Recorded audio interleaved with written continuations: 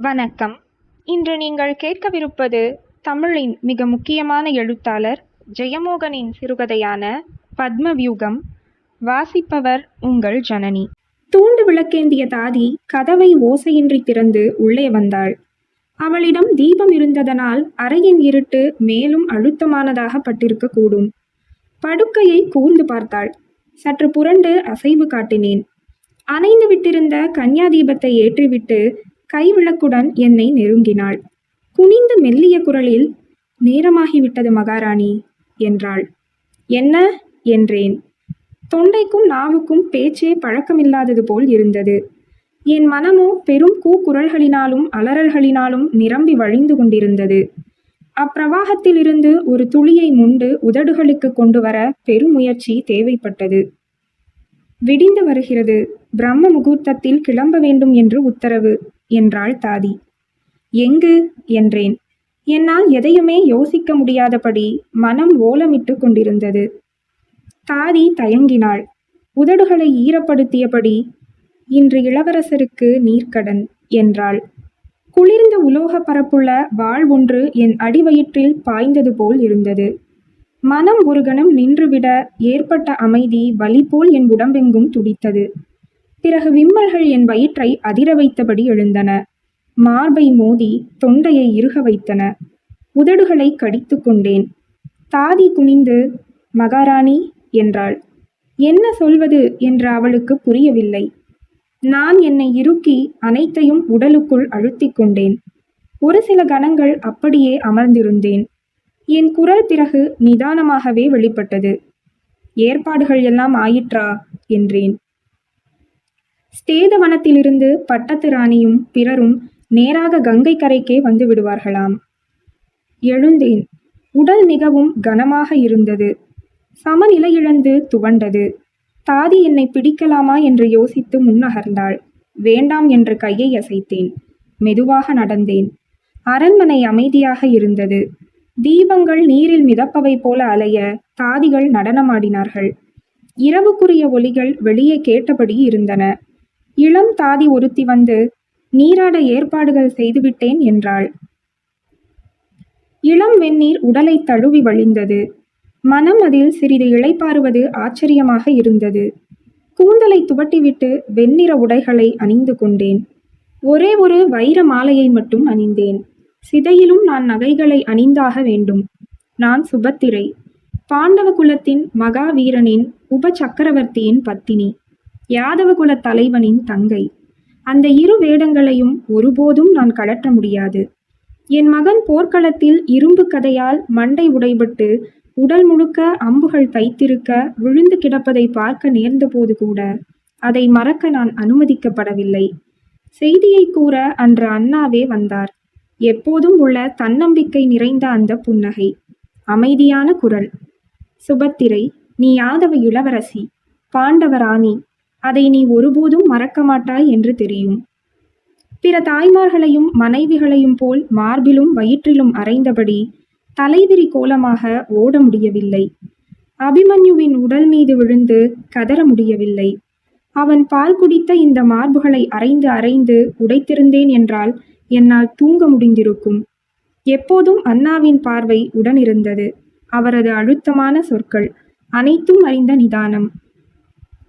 சுபத்திரை, பசுக்கள் திமிரும் திமில்களை கருத்தரிக்கின்றன.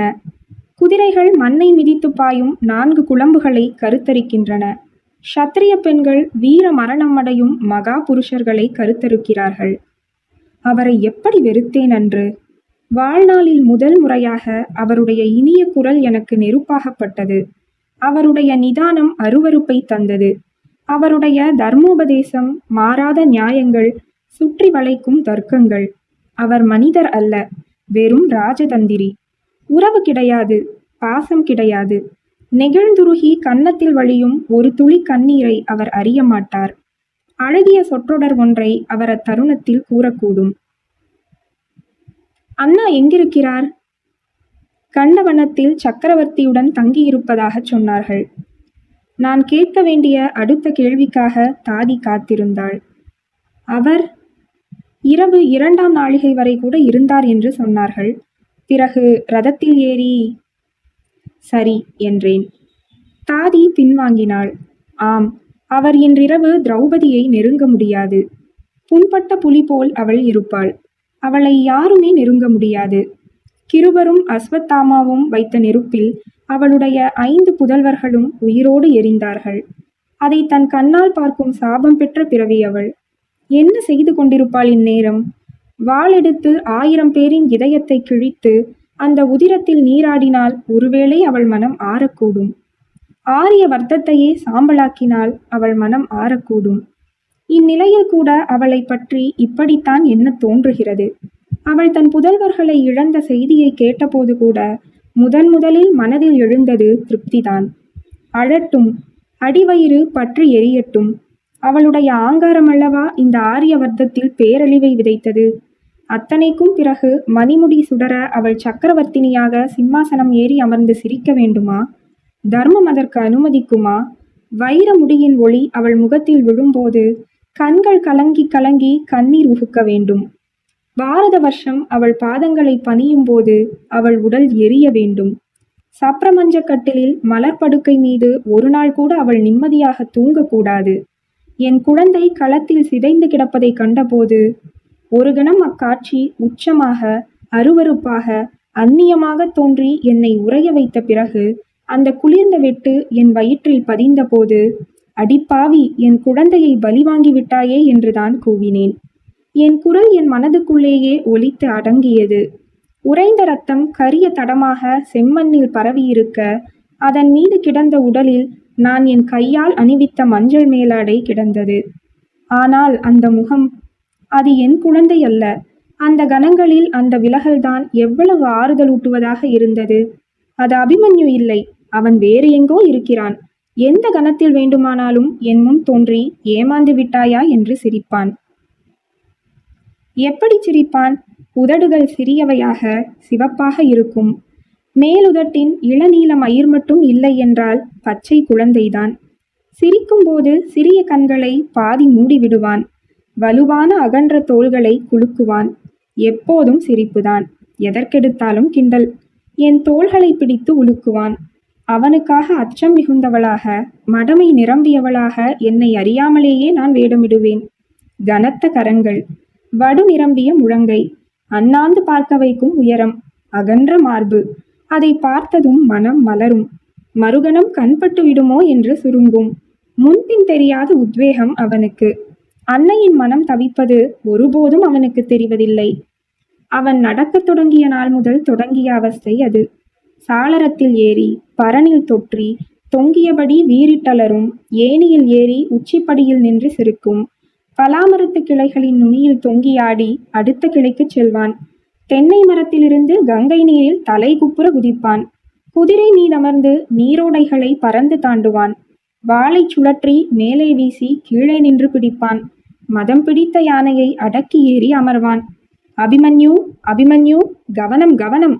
இதுவே என் தாரக மந்திரமாக ஆயிற்று. வேகம்தான் எப்போதும். எந்த நிமிடமும் மூடப்பட்ட கதவுகளை உதைத்து திறக்க துடிப்பவனைப் போல. அவசரப்படாதே அபிமன்யு என்று எத்தனை தடவை கண்ணீருடன் மன்றாடியிருப்பேன். உதிரம் வழிய வந்து நிற்பான். எலும்பு உடைந்து படுத்து கிடப்பான். என் குழந்தைக்கு தெரிந்திருந்ததோ இவ்வளவுதான் தன் நாட்கள் என்று. ஐயோ, என் செல்வத்தை நான் கண்ணார பார்க்கவில்லையே. மார்போடனைத்து திருப்தி வர முத்தமிட்டதில்லையே. இந்த ஆபரணங்கள், பட்டாடைகள், மகாராணி பட்டம் எல்லாவற்றையும் வீசிவிட்டு என் குழந்தையுடன் 10 நாள் எங்காவது இருக்கிறேன். அடர்ந்த காட்டில் ஒரு குடிலில் அவனுக்கு பாத சேவை செய்கிறேன். அவன் தூங்க விழித்திருந்து கண்ணிறைய அவனை பார்க்கிறேன். அவன் என்னை அம்மா என்று அழைப்பதை மீண்டும் கேட்டால் போதும். ஆசை தீர 1000 முறை கூப்பிடச் சொல்லி கேட்டால் போதும். பிறகு அவனை கொண்டு செல்லட்டும். இல்லை, அவனுக்கு பதில் நான் வருகிறேன். போதும், இனி எனக்கு இங்கு எதுவும் மிச்சமில்லை. தேர் வந்துவிட்டது மகாராணி என்று தாதி வந்து சொன்னாள். நான் எழுந்து மெல்ல வாசலை நோக்கி நடந்தேன். குளிராக இருந்தது. வானமெங்கும் நட்சத்திரங்கள் விரிந்து கிடந்தன. பூமியை மாறாத காதலுடன் பார்க்கும் ரிஷிகளின் கண்கள். என்னதான் பார்க்கிறார்கள் அப்படி? மண்ணில் மனிதர்கள் கொள்ளும் துயரங்கள் அவர்களுக்கு அத்தனை மகிழ்வூட்டுகின்றனவா என்ன? அவர்கள் ரிஷிகள்.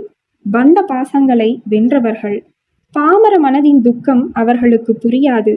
ஆகவேதான் அங்கிருந்தபடி தர்ம நியாயங்களை தீர்மானிக்கிறார்கள். அண்ணாவும் ரிஷிதான். சதுரங்கம் விளையாடும் ரிஷி. வெற்றி மீது மட்டும் பற்று கொண்ட ரிஷி.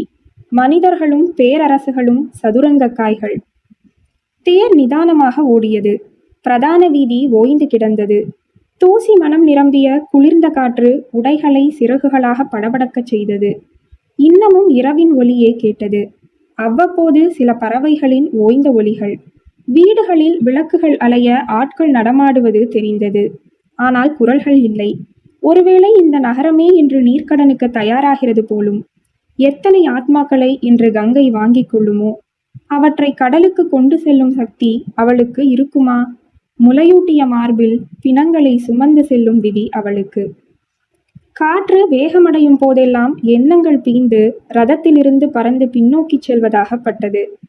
மெல்ல முகத்தில் அறையும் காற்றின் வேகத்தில் தெரியும் ரத வேகம் மட்டும் மனதில் எஞ்சியது. தரையில் கால்படாத குதிரை போல மனம் அந்த ரதத்துடன் சேர்ந்து ஓடியது. காலமும் இடமும் கரைந்து போய் எங்கு வேண்டுமானாலும் நான் செல்ல முடியும் என்று பட்டது. என் உடலின் எடை குறைந்தது. என் தசைகள் மென்மையும் இறுக்கமும் கொண்டன. என் சிரிப்பில் அதிர்வும் குரலில் குழைவும் ஏறியது. அப்போதுதான் நான் சுபத்திரை என்று உணர்ந்தேன். ஆம், நான் அணிந்திருப்பது ஒரு வேடம்.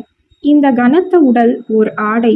இதை கழற்றி வீசிவிட்டால் நான் சிற்றோடைகள் மீது ரதத்துடன் சேர்ந்து பறக்கும் சுபத்திரை. இரு கைகளிலும் வாளேந்தி இருவரிடம் போரிடும் யாதவ இளவரசி. ரைவத மலையின் கிரி பூஜையன்று தோழிகளுடன் மதுவருந்திவிட்டு கும்மாளமிடுபவள். வெறி கொண்டு புறவி மீதேறி உருளும் பாறைகள் நிரம்பிய மலைச்சரிவில் காற்றாக இறங்குபவள். இது எல்லாம் கனவு. விழித்து கொண்டால் நான் துவாரகையில் என் அறையில் இருப்பேன். சுதர்மையும் கிரிஜையும் பக்கத்து அறையில் இருந்து வருவார்கள். வாட்பூர் கற்றுத்தந்த அக்ரூஹர் தாத்தா, பிரியத்துடன் கதை சொல்லும் சாத்தியகி மாமா, கண்டிப்பான சாம்பன் மாமா, எப்போதும் கூட இருக்கும் தோழனாக அண்ணா, குறும்பும் முரட்டுத்தனமும் பாசமும் நிரம்பியவன்.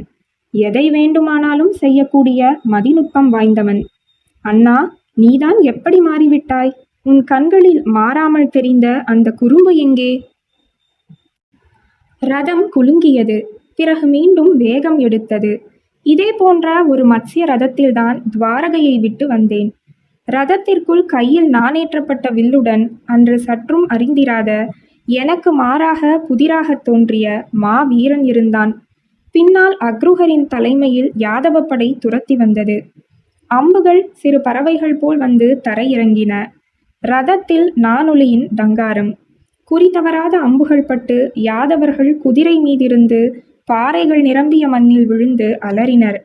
மனதில் கனிவெறி ஏறியபடியே வந்தது. கிரி பூஜையின் போது மதுவின் போதை தலையை கிறங்க வைக்கும்.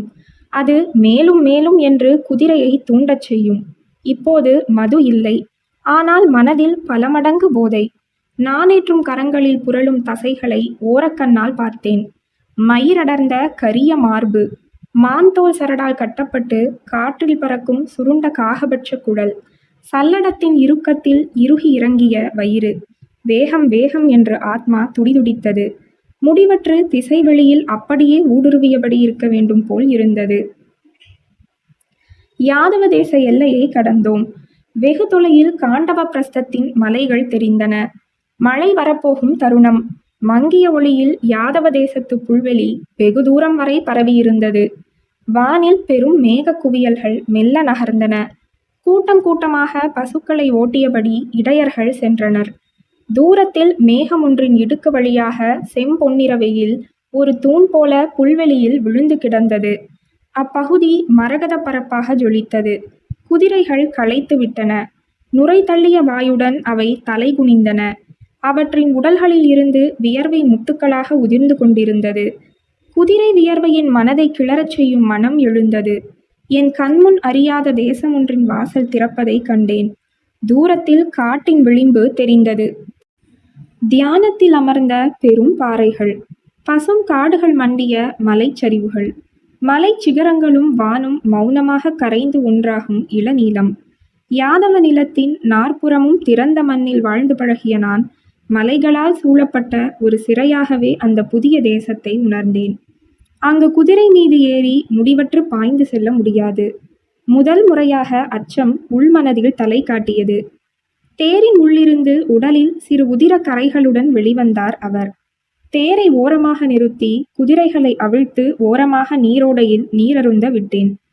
புல்பரப்பில் அமர்ந்து கால்களை நீரில் விட்டு அளந்தபடி அமர்ந்திருந்தேன். வானம் கருத்திருந்ததனால் நீர் குளிராக இருந்தது. என் அருகே வந்து அமர்ந்தார். குதிரையின் வியர்வை மனம் என் நாசிகளை நிரப்பியது. என் தோளை தொட்டார். சுட்டு விரலின் நான்வடு மரக்கட்டை போல உறுத்தியது. கிளர்ச்சி உடம்பெங்கும் கதகதப்பாக பரவியது. சுபத்திரை, நமது எல்லைக்கு வந்து விட்டோம். இனி இதுதான் உன் தேசம். நான் தலை குனிந்தேன். என் புஜங்களை பற்றினார். அச்சமாக இருக்கிறதா? மீசை மிக அருகே தெரிந்தது. கண்களின் ஒளி குருவால் நுனிகள் போல குத்திவிடும் என்று அச்சமூட்டுவதாக தெரிந்தது. இல்லை என்றேன்.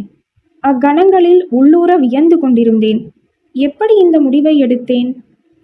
நான் அர்ஜுனன் என்று இவர் கூறியதும் எப்படி என் மனத்தின் தலைகள் எல்லாம் அருந்தன. அண்ணாவின் உயிர் நண்பர், பெரும் வீரர், என்னை நாடி வந்தவர். இல்லை இல்லை, அவற்றையெல்லாம் விட என்னை கவர்ந்தது இன்னொன்று. அவரது சாகசம் பற்றிய கதைகள், புரட்டுகள், ஜாலங்கள், போகுமிடமெல்லாம் அவர் வென்றடைந்த பெண்கள், வென்றடக்க ஒரு முரட்டு கரும் புரவி கிடைத்த சந்தோஷம் என்னுடையது. அபாயம் தரும் ஈர்ப்பு அது. அறிய முடியாத ஆபத்துகளும் இன்பங்களும் நிரம்பிய ஒரு வாசலை திறக்கும் துடிப்பு. எவ்வளவு அழகாக இருக்கிறாய் தெரியுமா என்று கேட்டபடியே என் இடையில் கையை வளைத்து தோள் வளைவில் முகம் புதைத்தார். மெல்ல நகர்ந்த கைகள் பின்புறம் என் கச்சை அவிழ்த்தன. உதடுகள் வெப்பமாக அழுந்தின. என் உடம்பு வெம்மையும் இறுக்கமுமாக எழுந்தது. மறுகணம் அந்த அலட்சியமான சுதந்திரம் என்னை சுட்டது. கைகளால் அவர் மார்பை பிடித்து தள்ளினேன். திமிரினேன். என் வளையல்கள் குலுங்கின. மாலைகள் நெறிபட்டன. அவை என்னை கேலி பொருளாக மாற்றுவதை உணர்ந்தேன். அவருக்கு என் திமிரல் உற்சாகத்தை தந்தது. சிரித்தபடி, குதிரைக்குட்டி போல் இருக்கிறாய் என்றார். என் வேகம் தளர்ந்தது. கூசி சுருங்கி போனேன்.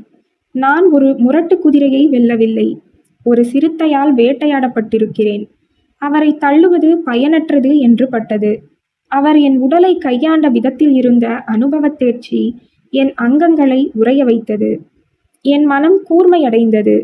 அந்த எண்ணம் வந்தவுடனே அந்த ஆயுதத்தின் கூர்மையை எண்ணி என் மனம் உவகை கொண்டது. சரி, உங்கள் ராஜபத்தினி என்ன சொல்லப் போகிறாள் இதற்கு என்றேன். அவர் பிடி தளர்ந்தது. முகம் வெளிறியது. எழுந்து அமர்ந்தார். தலை குனிந்தபடி, எனக்கும் அவளை நினைத்தால் அச்சமாகத்தான் இருக்கிறது என்றார். ஒரு கணம் கங்கை போல அரவணைப்பாள், மறுகணம் பாம்பு போல் இருப்பாள். என் மனம் இறுகியது. பிறகு நெகிழ்ந்தது. இந்த ஜகப்புரட்டனுக்குள் இருக்கும் அஞ்சிய குழந்தையை இதோ நான் கண்டுகொண்டிருக்கிறேன். அவர் தலையை என் மார்போடு அணைத்தபடி, கவலைப்படாதீர்கள் என்றேன். மனதை கருணை நீராட்டிய போதிலும் உள்ளூர ஒரு வெற்றி களிப்புதான் இருந்தது. நீ ஒரு இடைச்சியாக வேடமிட்டு திரௌபதியிடம் போ. அவளிடம் எனக்கு வேறு யாரும் இல்லை, நீயே அடைக்கலம் என்று கூறு. அடைக்கலம் தந்துவிட்டாள் என்றால் பிறகு விஷயத்தை சொல்வோம். அவள் வாக்கு மாறக்கூடியவள் அல்ல என்றார். ஏற்றுக்கொள்ளவில்லை என்றால்? நிச்சயமாக ஏற்றுக்கொள்வாள். அவளுடைய கர்வம் ஒரு கோட்டை போல. அதை உடைத்து உள்ளே போனால் அவள் ஒரு குளிர்ந்த தடாகம்.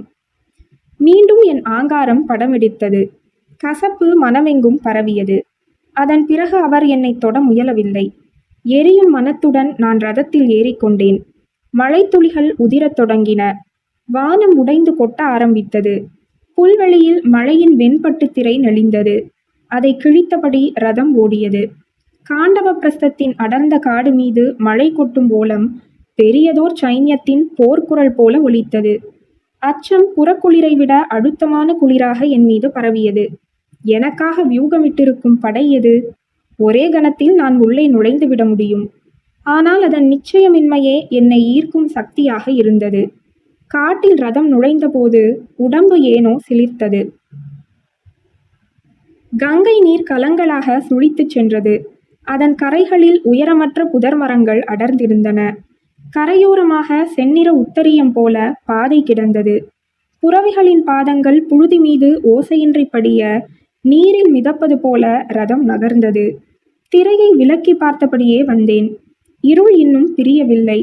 ஆயினும் கூட்டம் நிறையவே இருந்தது. மரத்தடிகளில் மூட்டை முடிச்சுகளுடன் வயோதிகர்கள் அமர்ந்திருந்தனர். சற்று தள்ளி முகத்திரை போட்டபடி கூட்டம் கூட்டமாக பெண்கள். ஊடே குழந்தைகள் விளையாடின. மாட்டு வண்டிகள் அவிழ்த்து போடப்பட்டிருந்தன. மாடுகள் மணி குலுங்க தலையாட்டியபடி அசை போட்டுக்கொண்டு படுத்து கிடந்தன. கங்கை நீரின் மீது மட்டும் ஒளி சற்று அதிகமாக இருந்தது. அதன் செந்நிற ஆழத்திற்குள் எங்கோ இருந்து ஏதோ ஒளிவிடுவது போல் இருந்தது. படித்துறைகளில் புரோகிதர்கள் நிரம்பியிருந்தனர். கட்டுக்கட்டாக தர்ப்பை கிடந்தது. வெண்கல பாத்திரங்கள் கங்கையின் அலைபாயும் ஒளியை மௌனமாக பிரதிபலித்தபடி காத்து நின்றன.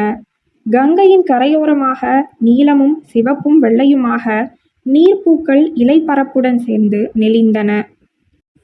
அரசகுல ரதம் வருகிறது என்று தெரிந்தும் எவரும் கிளர்ச்சி அடையவில்லை. எழுந்து பார்க்கவும் இல்லை. வெகு சிலர் ஆர்வமின்றி திரும்பி பார்த்தனர். வெறித்த கண்கள் என்னை தொட்டு மீண்டன. மரங்களின் மேல் நுனிகளில் இளம் பசுமை துளங்க ஆரம்பித்து விட்டது. இன்னும் அரை நாழிகையில் நன்கு புலர்ந்துவிடும். என்ன இது? இவ்வளவு கூட்டம் இருந்தும் ஏன் ஒளியே இல்லை? மனித உடல்கள் நீர் மீன்கள் போல ஒளியின்றி வாயசைத்தபடி மெல்ல நடமாடுகின்றன. விசித்திரமானதொரு பொம்மலாட்டம் போல் இருந்தது. திடீரென்று அக்கூட்டத்தில் முதியவர்களும் பெண்களும் குழந்தைகளும் மட்டும் இருப்பதை பார்த்தேன். இளைஞர்களே இல்லை. மீண்டும் அடிவயிற்றில் அந்த வாள் பாய்ந்தது. அத்தனை பேருமா? அத்தனை பேருமா? உடம்பு நடுங்க, கண்களை மூடி நெற்றியை விரல்களால் அழுத்தியபடி இறுகி அமர்ந்தேன். மனம் ரத வேகத்தின் போது கொண்ட விடுதலை உணர்வு முழுக்க பின்னகர்ந்து துவாரகை போல, முற்பிறப்பு ஞாபகம் போல எங்கோ மறைந்தது. எல்லாம் வெறும் கனவு. நான் இதுதான். இந்த கனக்கும் உடம்பு, கனக்கும் மனம், இந்த பாரம்தான் நான், இந்த வெறுமைதான் நான். ரதம் தயங்கியது. வீரர்கள் குதிரைகளில் வந்து எதிர்கொண்டனர். என் ரத முகப்பில் இருந்து தண்டேந்தி என் குலத்தையும் சிறப்பையும் கூறி என்னை அறிவித்தான். அப்பெயர் வரிசை மிக அருவருப்பூட்டுவதாக எனக்கு கேட்டது. அவற்றில் எதுவுமே நான் அல்ல என்று கூவ வேண்டும் போல் இருந்தது. வம்சங்கள், பட்டங்கள், பதவிகள். கங்கை கரையெங்கும் மூடுபடமிட்டு கூனி அமர்ந்திருந்த விதவைகளின் உருவங்கள் ஞாபகத்திற்கு வந்தன. ரதம் உள்ளே போயிற்று. புல்வெளியில் பர்ணசாலைகள் வரிசையாக இருந்தன. செம்பட்டு முகப்பு போடப்பட்டது. திரௌபதியின் பர்ணசாலை போலும். சற்று தள்ளி பெரிய வட்ட வடிவ பர்ணசாலையை சுற்றி காவல் வீரர்கள் உருவிய வாளுடன் நின்றனர். மன்னருக்கு ஒருபோதும் இத்தகைய பாதுகாப்பு இருந்ததில்லை. ஆனால் இனி வேறு வழி இல்லை. காட்டிற்குள் சிரஞ்சீவியான அஸ்வத்தாமா தனியாத கோபத்துடன் அலைந்து கொண்டிருக்கிறான். இனி குருவம்சத்தில் எவரும் நிம்மதியாக தூங்க முடியாது. ஒருபோதும் போர் அவர்களை விட்டு விலகாது. வெற்றி மாலையின் ஏதோ ஒரு மலருக்குள் பூநாகம் காத்திருக்கிறது. தோற்றவர்கள் நிம்மதியாக தூங்கலாம். அவர்களுக்கு இழக்க ஏதும் இல்லை. காண்பதற்கு கனவுகளும் மிச்சமிருக்கும். என் வர்ணசாலை முன் ரதம் நின்றது. இறங்கிக் கொண்டேன். என்னை பார்த்ததும் பெரும் அழுகை ஓசைகள் கேட்டன. என் தலையை அலை வந்து முட்டியது. என் வயிறு அதிர்ந்து கொண்டிருந்தது. ஆனால் திடமான காலடிகளுடன் நடந்தேன். வர்ணசாலைக்குள் அரசகுலப் பெண்கள். யார் யார் என்று பார்க்கவில்லை. விதவைகளுக்கு பெயர் எதற்கு? அடையாளம் எதற்கு? அவர்கள் சிதை காத்திருக்கும் வெறும் சடலங்கள். ஒருவேளை இதுவே அவர்கள் இறுதியாக பார்க்கும் வெளி உலகாக இருக்கக்கூடும். குழந்தைகளே, வானையும் மரக்கூட்டங்களையும் மலர்களையும் நன்றாக பார்த்து கொள்ளுங்கள். திருப்தியாக கங்கையில் நீராடுங்கள். மகாராணி என்று ஒரு தாதி மரவுரியை கொண்டு வந்து நீட்டினாள். அதை அணிந்து கொண்டேன். கனமாக உடலை அருத்தியது. விரத உணவு வந்தது. கசப்பும் துவர்ப்பும். ஒரு மண்டலமாக சக்கரவர்த்தியும் பரிவாரமும் இந்த உணவை உண்டு இந்த உடையை அணிந்து விரதம் அனுஷ்டிக்கிறார்கள். யாருக்காக? எந்த அக்னியை அணைக்க? தாதியை கையசைத்து அழைத்தேன். அண்ணா எங்கிருக்கிறார் என்று கேட்டேன். ராஜசபையில் மகாராணி. வியாச மகரிஷி வந்திருக்கிறார் என்றார் ஒரு முதிய தாதி. அவருடன் உரையாடியபடி சோலைக்குள் செல்வதை பார்த்தேன். நான் உடனடியாக வியாசரிஷியை பார்த்தாக வேண்டும் என்றேன். உபசக்கரவர்த்தி எங்கே? தாதி இன்னொருத்தியை பார்த்தாள். தயங்கியபடி, இரவு ரதமேறி நகருக்குள் சென்றார், இன்னும் வரவில்லை என்றாள். புதல்வனையோ கணவனையோ இழக்காத பெண் யாராவது கிடைத்திருக்கக்கூடும் என்று கசப்புடன் எண்ணிக்கொண்டேன். இந்த கசப்பு எப்போது என் மனதில் நிரம்பியது? எந்த கணத்தில் பாயும் ரதத்தில் கடிவாளத்தை பற்றியபடி நின்று நான் ஓரக்கண்ணால் பார்த்து ரசித்த ஆண்மகன் தன் இறுகும் தசைகளுடன் இப்போதும் என் மன ஆழத்தில் இருக்கிறான். இந்த மனிதர், இவருடைய முகமும் குரலும் அசைவுகளும், இவரை பற்றி பிறர் கூறி கேட்கும் ஒவ்வொரு சொல்லும் என்னை கசப்பால் நிறைக்கிறார். அதை அவர் அறிந்திருக்கக்கூடும். என் கண்களை ஏறிட்டு பார்த்து பேச அவரால் முடியாது. என் முன் நிற்கும்போது அவர் உடலெங்கும் ஒரு சிறு தவிப்பு அலையும். அந்த தாழ் உணர்வு கோபமாக, மூர்க்கமாக வெளிப்படவும் கூடும். ஆனால் என்னால் ஏன் இன்னமும் அவரை அலட்சியம் செய்ய முடியவில்லை? எத்தனை முயன்றும் அவரை பற்றி எண்ணாமல் ஒரு பொழுது கூட தாண்டுவதில்லையே. அவர் மீது என்னுள் இன்னும் காதல் மிஞ்சியுள்ளதா என்ன? காதலா? அது வெறும் அரைகூவல். அவர் உள்மனதின் அச்சம் தெரிய வந்த கணமே அது அணைந்து போயிற்று. அவர் பெண்களை உடலாக மட்டும் கையாளும் போதுதான் தன்னம்பிக்கையோடு இருக்க முடியும். அவர் கையில் துவண்டு நிமிர்ந்து சரம் சரமாக எய்யும் காண்டீபமே அவர் வரித்து கொண்ட பாவனை தோழி போலும். அவர் திறமையெல்லாம் உள்ளூர ஓடும் வெறுமையின் வேகம் போலும். பெண்களின் உடல் வழியாக அவர் தேடுவது யாரை? காண்டீபமாக மாறி தன் உடலின் ஒரு உறுப்பாக இணைந்து கொள்ளும் ஒருத்தியையா? யாரிடமாவது பேச வேண்டும் போல் இருந்தது. பேசாத சொற்களெல்லாம் மனதில் தேங்கி அவற்றின் வேகம் என்னை பைத்தியமாக அடித்துவிடும் என்று பட்டது. மகாராணி பட்டத்தை துறந்து ஒரு பெண்ணாக, பேதையாக, குழந்தையாக, புழுவாக அழுது துடிக்க வேண்டும். வியாச ரிஷியின் வெந்தாடி பரவிய குழந்தை முகம் மனதில் சிறு ஆறுதலாக எழுந்தது.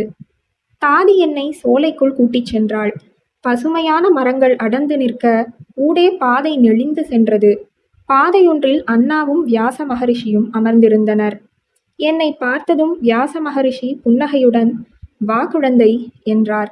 அமரும்படி சைகை காட்டினார். அவர் பாதங்களை பணித்துவிட்டு தரையில் அமர்ந்தேன். அண்ணா சிந்தனை நிரம்பிய முகத்துடன் என்னை பார்த்தார். "வருவீர்கள் என்று எவரும் கூறவே இல்லை தாத்தா" என்றேன். "இன்று நீர்க்கடன், நான் வந்தாக வேண்டுமல்லவா" என்றார் வியாசர். என் கண்களும் மனமும் திறந்து கொண்டன. என் உடல் வழியாக அழுகை சுழற்காற்று மரத்தை கடந்து செல்வது போல கடந்து சென்றது. வியாசர் என் நெற்றி மயிரை வருடினார். "நான் என்ன சொல்ல இருக்கிறது குழந்தை? அழுது அழுதுதான் உன் மனம் மாற வேண்டும்" என்றார். "இதெல்லாம் எதற்காக தாத்தா? யாருடைய லாபத்திற்காக? இந்த கங்கைக்கரை முழுக்க பார்த்தேன்" என்றார் வியாசர். "எதற்காக என்று மட்டும் கேட்காதே. அப்படி கேட்க ஆரம்பித்தால் தெய்வங்களே திகைத்து நின்று விடுவார்கள். என் அபிமன்யு, என் தங்கம், அவன் தலை பிளந்து என்னால் மறக்கவே முடியவில்லை தாத்தா." என் அழுகையை பார்த்தபடி வியாசர் தலை குனிந்து அமர்ந்திருந்தார். பிறகு கம்மிய குரலில், "நான் என்ன சொல்லுவது அம்மா? உனக்கு ஒரு குழந்தைதான். எனக்கு குருவம்சமே என் குழந்தைகள் அல்லவா? வென்றதும் வீழ்ந்ததும் என் புதிரம் அல்லவா? இதோ இன்னொரு கங்கை அள்ளிச் செல்லும் அத்தனை ஆத்மாக்களுக்கும் பிதாமகன் அல்லவா நான்?" சட்டென்று என் மனம் சீறி எழுந்தது. "இதோ இருக்கிறாரே, கேளுங்கள் தாத்தா. எல்லாவற்றிற்கும் காரணம் இவர்தான். இவருடைய குயுக்தியும் தந்திரமும் தர்க்கமும். ஆட்சிக்காக சகோதரன் கழுத்தை சகோதரன் அறுக்கலாம் என்று இவர் ஒரு உபதேச மஞ்சரி எழுதி அதை களத்தில் தினம் தினம் பௌராணிகர்கள் பாடினார்கள். கொள்ளு கொள்ளு என்று இரவு முழுக்க கோஷம் எழுந்தது. போர் எப்போதும் வெற்றி ஒன்றால் மட்டுமே அளக்கப்படுகிறது அம்மா. இப்போது இதோ வெற்றி கிடைத்துவிட்டதே, இவருக்கு திருப்திதானா? என் குழந்தை, என் செல்வம், அவன் மரணத்திற்கு யார் காரணம்? இதோ இவர்தான். என் குழந்தையை கொன்றவர் இவர்தான். சதுரங்கத்தில் ஒரு காயாக அவனை வைத்து விளையாடினார். அடுத்த நகர்வுக்கு தேவை எழுந்தபோது தன் சுண்டு விரலால் அவனை சுண்டி எறிந்தார். அரவான், கடோத்கஜன், கடைசியில் அபிமன்யு. சொந்த இரத்தத்தில் பிறந்தவர்களை கொல்லும்படி தான் சொன்ன உபதேசத்தை தனக்கும் பொருத்தி கொண்ட மகான் இவர். சுபத்திரை, நீ உன் வேதனையில் பேசுகிறாய்" என்றார் வியாசர். "என் குழந்தை எப்படி இறந்தான்? அவன் என் கருவில் இருந்தபோது பத்மவியூகத்தில் நுழையும் வழியை இவர் கற்றுத்தந்தார். வெளியேறும் வழியை கூறாமலேயே விட்டுவிட்டார். எங்கும் எதிலும் முட்டி மோதி நுழைபவனாக, வெளியேறும் வழி தெரியாதவனாக அவன் வளர்ந்தான். ஏன் என் குழந்தைக்கு அவன் பிறந்து வளர்ந்து களம் காணும் தினம் வரை இவர் வெளியேறும் வழியை சொல்லித்தரவில்லை? சதி, வேறு என்ன? இவருக்கு பந்தமில்லை, பாசமில்லை. தர்மம் என அவர் நம்பும் ஒன்றை நிறைவேற்றுவது தவிர வேறு எந்த நோக்கமும் இல்லை." "யார்தான் அப்படி இல்லை?" என்றார் வியாசர். உன் தர்மம் தாய்மை என நீ எண்ணுகிறாய். அதை தவிர வேறு எதுவும் உன் கண்ணில் படவில்லையே. எதற்கு என் குழந்தைக்கு பத்மவியூகத்திலிருந்து வெளியேறும் வழியை இவர் கற்றுத்தரவில்லை? அதை சொல்லச் சொல்லுங்கள் முதலில். அண்ணா தனிந்த குரலில், பலமுறை சொல்லிவிட்டேன் சுபத்திரை, உன் காது மூடியிருக்கிறது. பத்மவியூகம் சிறிய படைகளை நடத்தும் போது செய்ய வேண்டியது. நகரங்களை காப்பாற்றுவதற்காக அதை சுற்றியும் அமைப்பதுண்டு. துரோணர் அதை போல குருக்ஷேத்திரத்தில் வகுப்பார் என்று நான் எப்படி எதிர்பார்த்திருக்க முடியும்?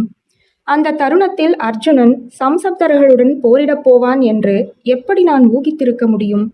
தருமர் அத்தனை வீரர்கள் இருக்க அபிமன்யுவை போய் அதை உடைக்கச் சொல்வார் என்றோ, அவனை பின்தொடர்ந்த தருமரையும் பீமனையும் பிற படைகளையும் ஜெயத்ரதன் ஒருவனே தடுத்து விடுவான் என்றோ நான் எப்படி எண்ண முடியும்? அண்ணா நிறுத்தினார். உடைந்த குரலில், அதைவிட ஞானமும் விவேகமும் நிரம்பிய குருநாதர் துரோணரும், பாண்டவரத்தமான கர்ணனும், மகா தார்மிகரான சல்லியரும், சுத்த வீரனான துரியோதனனும் சேர்ந்து ஒரு சிறுவனை சூழ்ந்து எதிர்த்து கொன்றார்கள் என்பது இப்போது கூட என்னால் நம்ப முடியாதவையாகவே உள்ளது. போரில் வெற்றியே அளவுகோல் என்றார் வியாசர் மீண்டும். மனிதர்களால் போரை தொடங்க மட்டுமே முடியும். பிறகு எல்லாம் விதியின் தாண்டவம். அவர் தலை மேலும் குனிந்தது. பெருமூச்சுடன், மனிதர்கள் போரிடாத சத்திய யுகம் ஒன்று வரக்கூடும் என்றார். ஆம், எல்லாம் என் தத்துவம்தான் என்றார் அண்ணா என்னிடம். ஆனால் என் மனதை ஆற்றும் வலிமை அவற்றுக்கு இல்லை. அபிமன்யு என் குழந்தை. பாதி நாள் துவாரகையில் ருக்மிணியும் சத்யபாமையும் அவனை வளர்த்தார்கள். என் பிள்ளைக்களியை தீர்க்க வந்த தெய்வ அருளாக அவனை எண்ணினேன். இந்த மார்பிலும் தோளிலும் போட்டு அவனை வளர்த்தேன். காடுகள் தோறும் அழைத்துச் சென்று அவனுக்கு வித்தைகள் கற்றுத்தந்தேன். ஆம், அவன் களத்தில் காட்டிய வீர பராக்கிரமங்களை இன்று பாரத வருஷமே பாடுகிறது என்றார் வியாசர். அவர் அண்ணாவை சமாதானப்படுத்த முயல்கிறார் என்பது தெரிந்தது. கோசல மன்னன் பிருகத்பாலனை அவன் கொன்றது பற்றி சற்று முன்பு கூட ஒரு சூதன் அற்புதமான பாடல் ஒன்றை பாடினான். ஆனால் நான் கற்றுத்தராத ஒன்று அவனை பலிகொண்டு விட்டதே கிருஷ்ண துவைபாயனரே. அவன் விதி அது என்றார் வியாசர். ஜென்மங்கள் தோறும் அது அவனை தொடர்கிறது. இப்பிறவியில் உன் கருவில் அவன் இருந்த போதே அது அவனை அடைந்து விட்டது. என் மனம் பகீரிட்டது. தாத்தா, அப்படியானால் என் குழந்தைக்கு அடுத்த பிறவியிலும் இதே விதியின் மிச்சம்தானா உள்ளது என்றேன். இருக்கக்கூடும், யார் அறிவார்? பதறிய குரலில், தாத்தா, தன் விதியை அவன் அறிந்து கொள்ளவில்லையே. என் குழந்தைக்கு இப்போதும் வெளியேறும் வழி தெரியவில்லையே என்றேன். இது என்ன பேச்சு குழந்தை? நமது மகனாக அவன் விதி முடிந்தது. இனி நம் கடன் அவன் நினைவை நம் மனதிலும் வம்சத்திலும் நட்டு வைப்பது மட்டுமே. அது உங்கள் வேலை. என் குழந்தைக்கு இப்போதும் வெளியேறும் வழி தெரியவில்லை. அதை எண்ணினால் இனி நான் ஒரு நாள் கூட நிம்மதியாக உயிர் வாழ முடியாது. தாத்தா, நீங்கள் முக்காலமும் உணர்ந்தவர். எனக்கு கருணை காட்டுங்கள். உங்கள் பாதங்களை பற்றி கொண்டு கேட்கிறேன். எனக்கு உதவுங்கள். குழந்தை, நீ உணர்ந்துதான் பேசுகிறாயா? நன்றாக உணர்ந்துதான். என் குழந்தைக்கு அவன் விதியை அவன் வெல்லும் முறையை நான் கற்பித்தாக வேண்டும். அடுத்த பிறவியிலாவது அவனுக்கு மீட்பு வேண்டும். மனிதர்களுக்கு விதிக்கப்பட்டுள்ள எல்லையை நீ தாண்ட முயல்கிறாய் குழந்தை. அது சாத்தியமே இல்லை. நான் பாய்ந்து எழுந்தேன். இனி உங்களிடம் கேட்க எனக்கு எதுவும் இல்லை. இப்போதே நீங்கள் உதவ வேண்டும். இல்லையேல் இப்போதே இங்கேயே கங்கையில் குதித்து உயிர் விடுவேன். இனி எனக்கு எதுவும் மிச்சமில்லை. குழந்தை என்று கூறியபடி வியாசர் ஓடி வந்து என்னை பிடித்தார். நில்லு, சொல்கிறேன். என் தோளை அவர் கரம் இறுகப் பற்றியது. என்ன காரியமம்மா செய்கிறாய்? முதிய வயதில் இதுவரை நான் கண்டதெல்லாம் போதாதா? இரு, ஒரு வழி சொல்கிறேன். அப்போதும் சிந்தனை தேங்கிய முகத்துடன் அண்ணா அங்கேயே அமர்ந்திருந்தார். தண்டகாரண்யத்தில் ஒரு ரிஷியை நான் பார்த்தேன். அவர் இப்போது இங்கு கங்கை கரையில் எங்கோ இருக்கிறார். அவரால் பிறவிகளின் சுவரை தாண்டி பார்க்க முடியும் என்கிறார்கள். அவரை அழைத்து வருகிறேன் உனக்காக. ஒருபோதும் ஒரு ரிஷி செய்யக்கூடாத காரியம் இது. என் மூதாதையரின் சாபம் என் மீது விழும். பரவாயில்லை. எனக்கு வேறு வழியில்லை தாத்தா. என்னை மன்னித்து விடுங்கள். என் குழந்தையிடம் நான் பேசியாக வேண்டும். என்ன நேர்ந்தாலும் சரி. என் குழந்தை வெளியேறும் வழி தெரியாது பிறவிகள் தோறும். தாத்தா, தயவு செய்யுங்கள், தயவு செய்யுங்கள். அவர் காலில் விழுந்தேன். என்னை தன் மார்போடு அணைத்து கொண்டார். என் கண்ணீர் அவர் தாடியை நனைத்தது. வர்ணசாலைக்குள் எட்டி பார்த்த தாதி என்னிடம், உப சக்கரவர்த்தி தங்களை அழைக்கிறார் என்றாள். எழுந்து வெளியே வந்தேன். பின்மதியம் ஆகிவிட்டிருந்தது. ஆனால் வெயில் வராமல் காலை போலவே இருந்தது. வானம் முழுக்க மேகங்கள். மஞ்சன மரத்தடியில் அவர் நின்றிருந்தார்.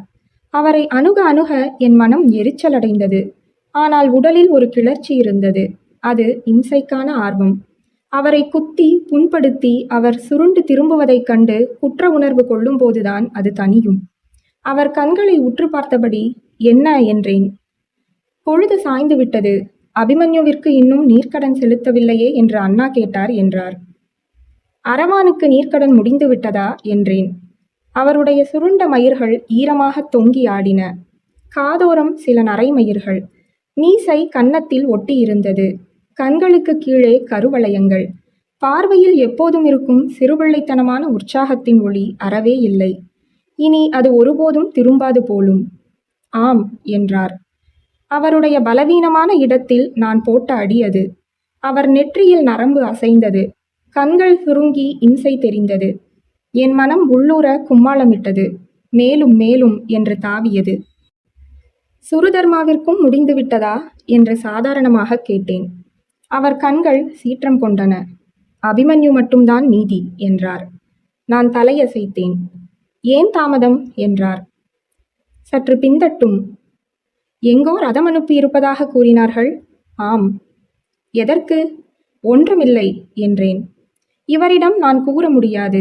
அபிமன்யு என் அந்தரங்கத்தின் ஆழம். அதை ஒருபோதும் இவருடன் பகிர முடியாது. அதை எவரிடமும் பகிர முடியாது. அவனிடம் கூட பகிர்ந்ததில்லை. அவன் பிறந்து விழுந்தபோது அவனை பார்த்தவர்கள் தந்தையைப் போல என்று கூறிய போது என் மனம் எரிந்தது. அவன் வளர வளர அவனில் கூடி வந்த குறும்பும் வில்திறனும் துணிச்சலும் அவரையே ஞாபகப்படுத்தின. அவை என்னை கோபம் கொள்ளச் செய்தன.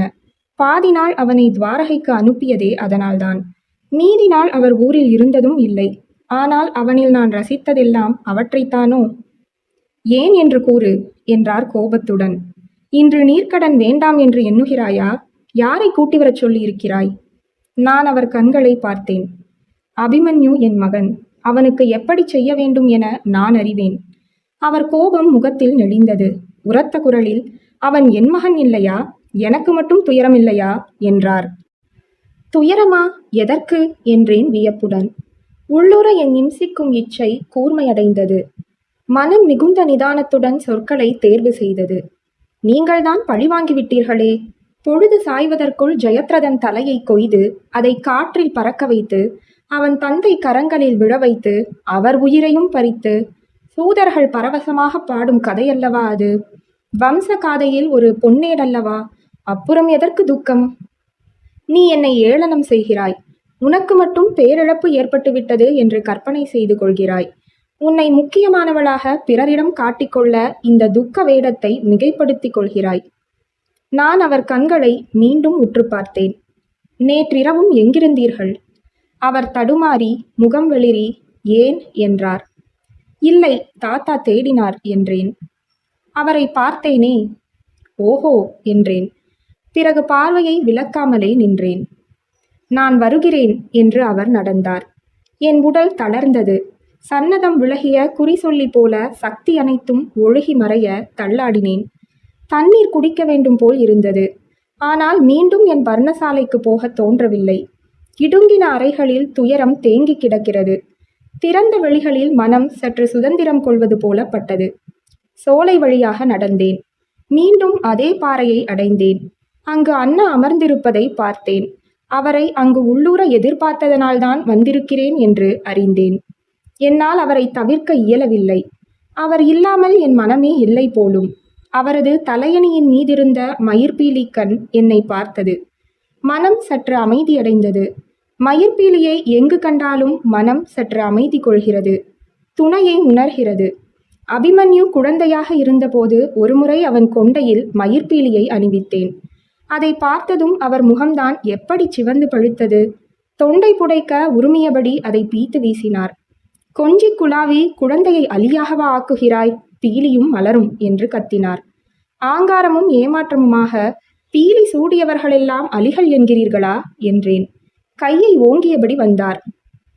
நல்லது, கை எதற்கு? காண்டீவத்தையே எடுங்கள், அதுதான் புருஷ லட்சணம் என்றேன். கதவை ஓங்கி உதைத்தபடி அந்த புறத்தை விட்டு வெளியேறினார். வெளியே புறவி மீது சம்மட்டி விழும் ஒலி கேட்டது. அது கனைத்து கூவியபடி கல் தளத்தில் தடதடத்து ஓடியது. அண்ணா, ரிஷி வந்துவிட்டாரா என்றார். இன்னும் வரவில்லை. காத்திருந்து காத்திருந்து பொறுமை போகிறது. வருவார். பின்மதியம் ஆகிவிட்டது. நீர்க்கடன் எப்போது முடிவது என்றேன். களைப்புடன் கண்களை விரல்களால் அழுத்திக் கொண்டேன். பார்த்தன் என்ன சொன்னான்? திடுக்கிட்டேன். எப்படி அறிந்தார்? அவர் முகம் பதுமை போல் இருந்தது. பிறகு அமைதி ஏற்பட்டது. நேரமாகிறது என்கிறார் என்றேன். பாவம் என்றார். ஏன்? அவர்தான் போரில் வென்று சவ்யசாஜியாகிவிட்டாரே. இனி அஸ்வமேதம், திக்விஜயம், வரலாற்றில் உங்களுக்கும் அவருக்கும் சிம்மாசனம் அல்லவா போட்டு வைக்கப்பட்டுள்ளது. உன் துயரம் கசப்பாக மாறிவிட்டிருக்கிறது சுபத்திரை. உலகமே உனக்கு எதிரியாகப்படுகிறது. நீ என்னதான் எண்ணுகிறாய்?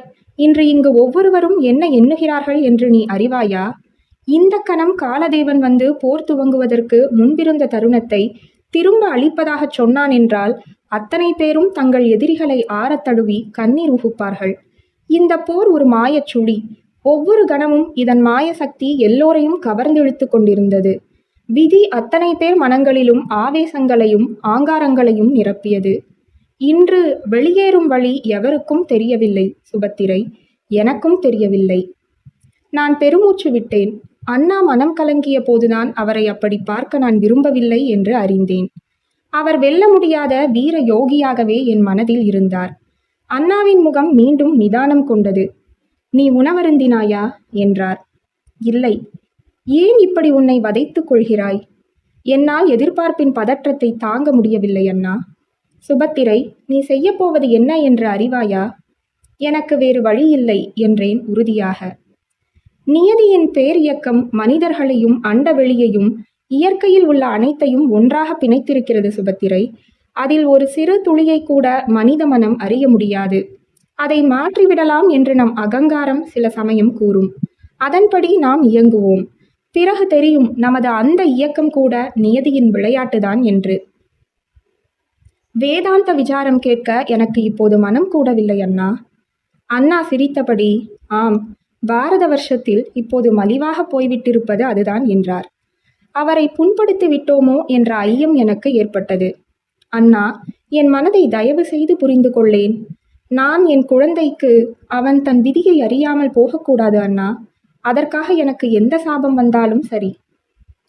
சரி வா, கங்கையோரமாக போவோம். யாராவது நம்மை தேடக்கூடும். காட்டுக்குள் குளிர் இருந்தது. மரங்கள் மழைக்காலத்திற்குரிய புத்துணர்ச்சியுடன் காற்றில் குலுங்கின. தளதளக்கும் ஒளியும் சிறு மணியோசைகளும் கங்கை வந்துவிட்டதை கூறின. படித்துறைகளில் புரோகிதர்கள் அமர்ந்திருந்தனர். தர்ப்பை புல்லும் பிண்டங்களும் சிதறிக் கிடந்தன. அமாத்தியர் சௌனகர் எழுந்து வந்து அண்ணாவை வணங்கினார். இப்போதுதான் முடிந்தது என்றார். சரி என்று அண்ணா தலையசைத்தார். மெதுவாக நடந்தோம். எங்கும் அமங்கலமான மௌனமும் நிதானமும். கங்கை மீதிருந்து குளிர் பரவிக்கொண்டிருந்தது. வர்ணசாலைகளுக்கு செல்லும் வழியில் திடீரென்று அடிபட்ட விலங்கின் ஊளை போல ஒரு அழுகை குரல் எழுந்தது. தாதிகள் தொடர தலைவிரி கோலமாக திரௌபதி ஓடி வந்தாள். அவளை தாதிகள் பிடித்தனர். கங்கையை நோக்கி கை நீட்டியபடி அலறினாள். மரவுரி விலகி கிடந்தது. சர்ப்பம் போன்ற உடல் தழல் போன்ற உடல் விஷம் துப்பும், சுடும். இப்படித்தான் கௌரவ சபையில் சென்று நின்றாள். தலைமயிரை அவிழ்த்து போட்டு சபதம் எடுத்தாள். இப்போது தலையை முடிந்து கொள்ள வேண்டியதுதானே. இப்போது கூட ஏன் இப்படி எண்ணுகிறேன்? அவள் என்ன செய்வாள்? அண்ணா சொன்னது போல அவளும் இப்போது மனமுடைந்து ஏங்கக்கூடும். எல்லாம் எவ்வளவு எளிமையாக தொடங்கி விடுகிறது. 5 குழந்தைகள். பிரிதிவிந்தியன், சுதசேனன், சுருதகர்மா, சதானிகன், சுதேசனன். 5 தளிர் முகங்கள், 5 பொன்னிறத் தோள்கள். அவள் வயிற்றில் ஊழித்தீயல்லவா எரியும். அதை எண்ணிய போதே என் மனம் பதைத்தது. சுருதகர்மாவின் முகம் மட்டும் அவ்வளவு தெளிவாக மனதில் எழுந்தது. அவன் அவருடைய குழந்தை என்று சொல்வார்கள். அவனை மார்போடணைத்து அவன் முகத்தை உற்று உற்று பார்ப்பேன். அபிமன்யுவின் அருகே நிறுத்தி ஒப்பிட்டு பார்ப்பேன். பயிற்சி போர்களில் அபிமன்யு அவனை அனாயாசமாக தோற்கடிக்கும் போது மனதில் களிப்பு நிறையும். அபிமன்யுவிற்கு அவன் மீது எப்போதும் குறிதான். சித்தி, அபிமன்யு என்னை அடிக்கிறான். சித்தி, அபிமன்யுவை பாருங்கள் என்று சதா ஓடி வருவான். மழலை குரல்கள் எங்கிருக்கிறீர்கள் என் குழந்தைகளே? வானில் எங்காவது விளையாடுகிறீர்களா? சண்டை போடுகிறீர்களா? மண்ணில் நீங்கள் வாழ்ந்த நாட்களில்தான் உங்கள் மீது என்னென்ன கோபதாபங்கள், போட்டி பொறாமைகள் எங்களுக்கு. நான் ஒருபோதும் பார்த்திராத அரவான். அவன் மீது எத்தனை கோபம் எனக்கு! என் கண்களில் இருந்து கண்ணீர் கொட்டியது. அப்படியே படித்துறையில் அமர்ந்து விட்டேன். அண்ணா பெருமூச்சுடன் சற்று தள்ளி அமர்ந்து கொண்டார்.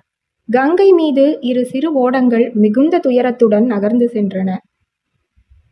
ரிஷி வந்துவிட்டார் என்று செய்தி வந்தது. எழுந்து விரைந்தோடினேன். கால் புழுதியில் பதிந்து வேகம் கூடவில்லை. என் உடல் கனத்தது. அஷ்டகலச படிக்கட்டில் ரிஷி அமர்ந்திருந்தார். அவர் எதிரே நின்றிருந்த ஸ்தானிகர் என்னை பார்த்ததும் வணங்கி விலகினார். என் மனம் சுருங்கியது. இனம் புரியாத ஓர் அச்சம் மனதை கவ்வியது. கரிய குள்ளமான உருவம், தாடியும் தலைமயிரும் சடைகளாக தொங்கின.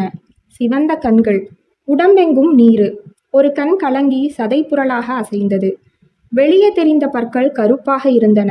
அவருக்கு சாஷ்டாங்க வணக்கம் செய்தேன். அவர் என் தலையை தொட்டு ஆசியளித்தார். அவர் கரங்கள் என் கண்கள் அணுகுவதை தடுக்க முடியவில்லை. பழுதடைந்த நகங்கள் விகாரமாக இருந்தன. உன் கோரிக்கையை கிருஷ்ணதுவைபாயனர் சொன்னார். அவர் மகாவியாசர். அவருக்காகவே இதற்கு ஒப்புக்கொண்டேன். இது சாதாரண விஷயமல்ல. தெய்வங்களின் அதிகாரத்திற்கு அறைவிடும் செயல் இது என்றார் ரிஷி. குருநாதரே, என் மீது கருணை காட்டுங்கள். என் குழந்தை என்று கைகூப்பினேன். கண்ணீர் வழிந்தது. அழுவதெல்லாம் எனக்கு பிடிக்காது. விஷயத்தை தெளிவாக சொல்லிவிடுகிறேன். ஒரே ஒரு முறைதான். அதற்குள் கூற வேண்டியதை கூறிவிட வேண்டும். பிறகு என்னிடம் எதையும் கோரக்கூடாது. போதும் போதும். அண்ணா வந்து சற்று தள்ளி அமர்ந்தார். ரிஷி கண்மூடி தியானத்தில் ஆழ்ந்தார். பரிதவிப்புடன் அமர்ந்திருந்தேன். நீண்ட பெருமூச்சுடன் அவர் கண்களை திறந்தார். உன் குழந்தைக்கு நீர்க்கடன் அளித்தாகிவிட்டதே அம்மா. அவன் இப்போது புவர்லோகத்தில் இல்லையே. குருநாதரே என்று வீறிட்டேன். இல்லை, நீர்க்கடன் இதுவரை அளிக்கப்படவில்லை. மறுகணம் எனக்கு என்ன நடந்தது என்று தெரிந்தது. என்னை தோற்கடிக்க அவர் அதை செய்திருக்கக்கூடும். என் உடம்பு பதறியது. இரு என்றபடி ரிஷி மீண்டும் கண்களை மூடினார். நான் தவிப்புடன் அண்ணாவை பார்த்தேன். அவர் கங்கை கரையோரம் மலர்ந்து கிடந்த தாமரைகளையும் குவளைகளையும் பார்த்தபடி சிலை போல அமர்ந்திருந்தார். ரிஷி கண்களை திறந்தார். உன் குழந்தை கருப்பீடம் ஏறிவிட்டான் என்றார். எங்கே? எந்த வயிற்றில் என்று கைகூப்பியபடி பதறினேன். அது தெரியாது. மனிதனா, மிருகமா, பறவையா, புழுவா என்று கூட கூற முடியாது. குருநாதரே, இப்போது என்ன செய்வது? இன்னும் நேரம் இருக்கிறது. ஆத்மா முதல் உயிரணுவாகிய பார்த்திவ பரமாணுவை ஏற்று அதனுடன் இணைவது வரை வாய்ப்பிருக்கிறது. இணைந்துவிட்டால் இப்பிறவியுடனான அதன் தொடர்பு முற்றிலும் அருந்துவிடும். பார்ப்போம். ரிஷி நீரில் இறங்கி ஒரு தாமரை மலரை பறித்தார். அதை எடுத்து வந்து தியானித்து என்னிடம் காட்டினார். தாமரை பூவின் மகரந்த பீடத்தில் இரு சிறு வெண்புழுக்கள் நெளிந்தன. மெல்லிய நுனி துடிக்க அவை நீந்தி நகர்ந்தன. இது என் மாயக்காட்சி. உன் மகன் இருக்கும் கரு இந்த மலர். இதில் ஒன்று உன் மகன். நீ அவனிடம் பேசு. ஆனால் இந்த தாமரை கூம்பிவிட்டால் பிறகு எதுவும் செய்ய முடியாது. இதில் என் குழந்தை யார் குருநாதரே? இதோ இந்த சிறு வெண்புழு. அவர்கள் இரட்டையர்கள். என் மனம் மலர்ந்தது. பரவசத்தால் பதற்றம் பரவியது. மனதில் எண்ணங்களே எழவில்லை. கைகள் பதைக்க அந்த புழுவை பார்த்தேன். அதன் துடிப்பு. அது அபிமன்யு சிறு குழந்தையாக பட்டு தொட்டிலில் கை கால் உதைத்து நெளிவது போல் இருந்தது. பேச்சே எழவில்லை. மனம் மட்டும் கூவியது. அபிமன்யு, இதோ உன் அம்மா. என்னை மறந்து விட்டாயா என் செல்வமே? என்னை ஞாபகம் இருக்கிறதா உனக்கு? பேசு பேசு என்றார் ரிஷி. அபிமன்யு என்றேன் தொண்டை அடைக்க. அந்த சிறு புழு அசைவற்று நின்றது. பிறகு அதன் தலை என்னை நோக்கி உயர்ந்தது. சிவந்த புள்ளிகள் போல அதன் கண்களை கண்டேன். என்னை பார்க்கிறானா? என்னை அவன் ஞாபகம் வைத்திருக்கிறானா? என் மனம் களிப்பில் விம்மியது. பேசு பேசு என்று ரிஷி அதட்டினார். திடீரென்று அந்த மற்ற புழுவை பார்த்தேன். குருநாதரே, இது யார்? அவனுடைய இரட்டை சகோதரன் யார்? அது எதற்கு உனக்கு? நீ உன் குழந்தையிடம் கூற வேண்டியதை கூறு. இல்லை, நான் அதை அறிந்தாக வேண்டும். அவன் யார்? ரிஷி அலுப்புடன் அவன் பெயர் பிருகத் பாலன், கோசல மன்னனாக இருந்தவன் என்றார். என் மனம் திகிலில் உறைந்தது. கோசல மன்னனா? என் மகனால் போர்க்களத்தில் கொல்லப்பட்டவனா? ஆம், அவர்கள் இருவருக்கும் இடையே மாற்ற முடியாத ஓர் உறவு பிறவிகள் தோறும் தொடர்கிறது. அதன் காரணத்தை யாரும் அறிய முடியாது. நீ உன் குழந்தையிடம் சொல்ல வேண்டியதை சொல்லிவிடு. என் தொண்டை கரகரத்தது. அடுத்த பிறவியில் என்ன நிகழப்போகிறது? அபிமன்யு, அது கோசல மன்னன் பிருகத்பாலன். உன்னால் கொல்லப்பட்டவன். உன் இரட்டை சகோதரன் உன் எதிரி. மகனே, கவனமாக இரு. ரிஷி கோபமாக, என்ன பேசுகிறாய் நீ என்று கத்தினார். நான் களைப்புடன் மூச்சிரைத்தேன். திடீரென்று பத்மவியூகம் பற்றி இன்னமும் கூறவில்லை என்று உணர்ந்தேன். அபிமன்யு, இதோ பார், பத்மவியூகம்தான் உன் விதியின் புதிர். அதிலிருந்து வெளியேறும் வழியை கூறுகிறேன். என் மீது யாரோ குனிந்து பார்ப்பது போல நிழல் விழுந்தது. திடுக்கிட்டு அண்ணாந்தேன். யாரும் இல்லை. வானம் கண்ணங்கரேல் என்று இருந்தது. பதற்றத்துடன் மலரை பார்த்தேன். அது கூம்பிவிட்டிருந்தது. குருநாதரே என்று கூவியபடி அதை பிரிக்க முயன்றேன். பிரயோசனமில்லை பெண்ணே, அவன் போய்விட்டான் என்றார் ரிஷி. குருநாதரே என்று கதறி அழுதபடி அவர் காலில் விழுந்தேன். எனக்கு கருணை காட்டுங்கள். என் குழந்தையிடம் ஒரு வார்த்தை பேசிக்கொள்கிறேன். ரிஷி எழுந்து விட்டார்.